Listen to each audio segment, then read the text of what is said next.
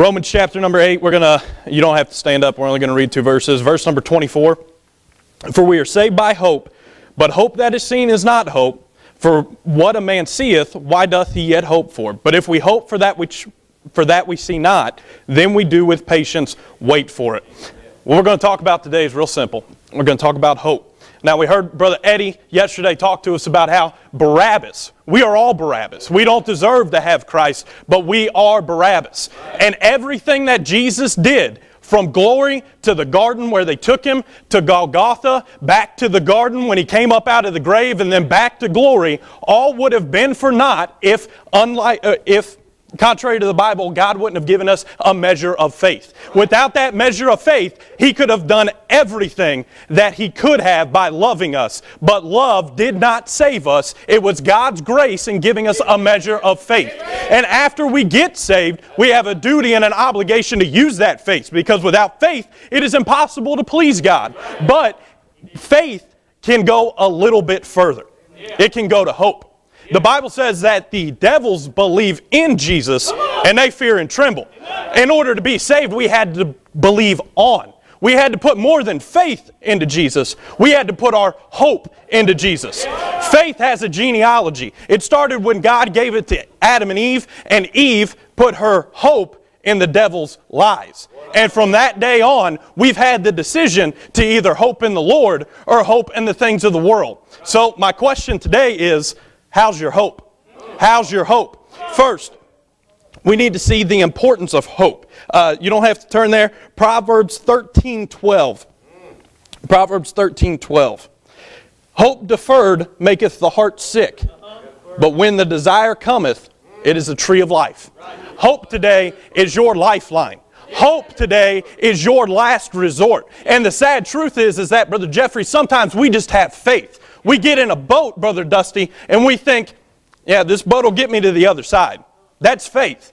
Hope is knowing when there's holes in the hull, when the sail is gone, when the mast isn't standing anymore. Hope says he's going to show up and he's going to take me to the other side. Faith says I'll get there. Hope says even if the boat goes under, God's going to bring it up, give me a better boat, and then take me to the other side. There's a difference between faith and hope. And the importance is without hope, according to Proverbs 13:12, your soul's dead. If you don't have hope in God today, then your soul is dead. But second, let's look at the imputations of hope. God imputed our sin on Jesus. But if we put our hope in God, he imputes some things towards us. We're going to go to Psalm 16, 9 and 11. 9 through 11.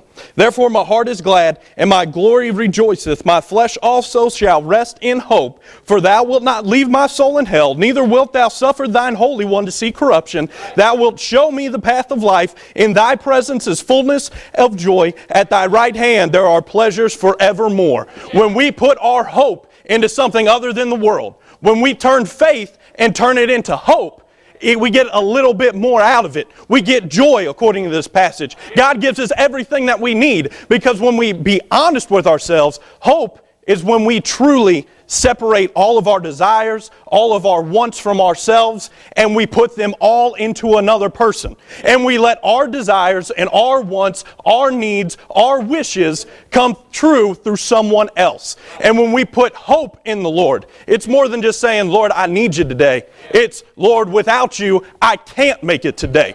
So when we put our hope in the Lord, there's always going to be benefits. This whole Bible is nothing but a guideline to show us how to hope. All the preachers have talked about it. Everything that God's done from the beginning to the end and things that he hasn't done yet is designed to give us hope, to give us something to believe in and to inspire us to devote ourselves, separate from ourselves, and put it in someone else.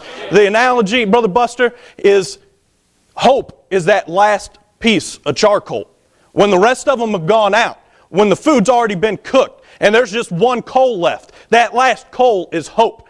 Because when God puts more wood on the flame, as long as we've got that one piece of charcoal, it'll catch fire right again. That fire that's shut up in our bones is hope.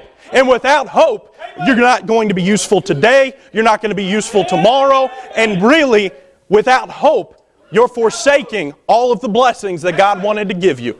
Because he didn't want you to have faith according to our passage in Romans chapter number 8. Hope saved you.